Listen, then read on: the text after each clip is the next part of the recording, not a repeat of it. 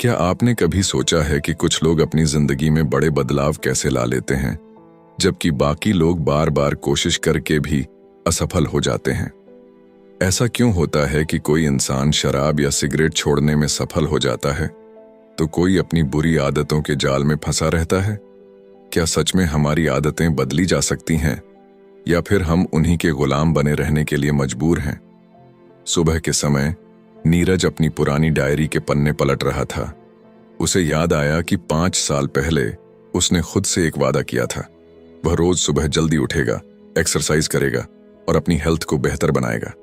लेकिन हकीकत यह थी कि 5 साल बीत चुके थे और वह अब भी देर रात तक जागता, अनहेल्दी खाना खाता और सुबह लेट उठता था। उसने कई बार अपनी आदतें बदलने की कोशिश की थी, लेकिन हर बार कुछ हफ्तों बाद वह अपनी पुरानी जिंदगी में लौट जाता था। उसे लगने लगा था कि वह कभी नहीं बदल सकता। लेकिन एक दिन जब वह अपने एक दोस्त से मिला, तो उसकी सोच पूरी तरह बदल गई। उसके दोस्त ने उसे कहा, नीरज, तुम बार बार अपनी आदतें बदलने की कोशिश कर रहे हो, लेकिन असली समस्या यह है कि तुम यह मान ही नहीं रहे कि तुम बदल सकते हो। बदलाव बाहर से नहीं, अंदर से आता है।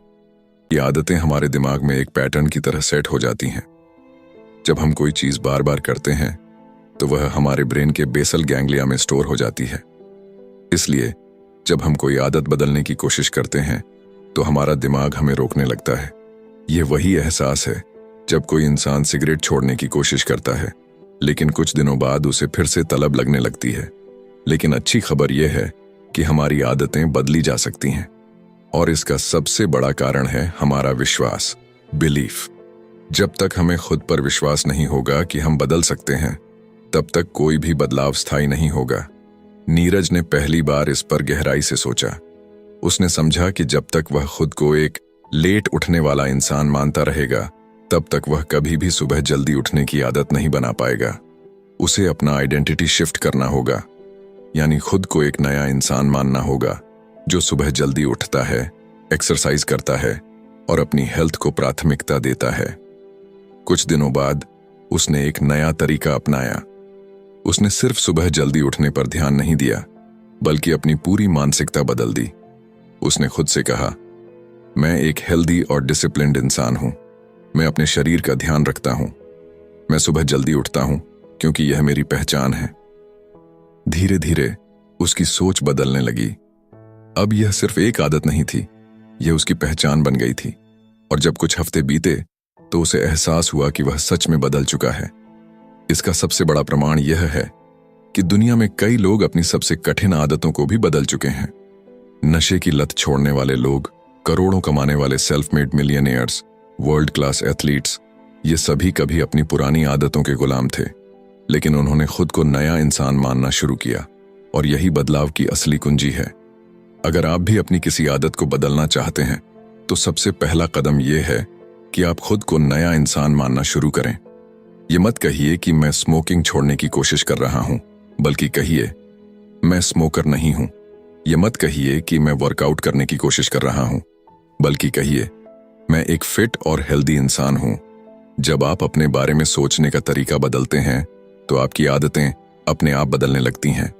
याद रखिए, हमारी आदतें हमें कंट्रोल नहीं करती, बल्कि हम अपनी आदतों को कंट्रोल कर सकते हैं। और जब हमें इस बात पर पूरा विश्वास हो जाता है, तभी असली बदलाव आता है। तो अब आप जान चुके हैं कि हमारी जिंदगी में आदतों की कितनी ताकत होती है। हमारी छोटी छोटी हैबिट्स ही हमें सफलता की ऊंचाइयों तक ले जा सकती हैं, या हमें वहीं रोक सकती हैं जहां हम सालों से खड़े हैं।